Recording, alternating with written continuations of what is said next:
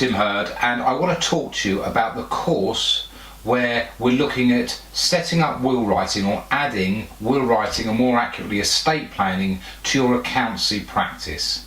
So this course is designed for accountants only, and basically what it's looking to do is to train you so that you're in a position when you leave the course to add will writing to your accountancy practice.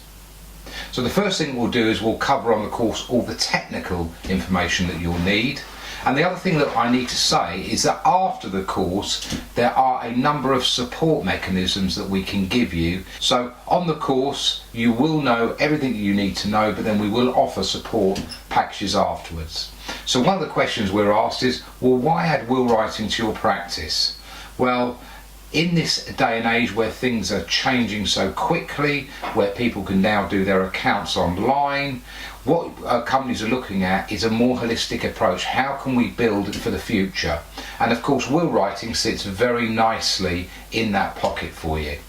The good news is it's unregulated. Having said that, we maintain the highest standards, but because it's unregulated, you can actually start your business the minute that you leave the course, and it's rewarding.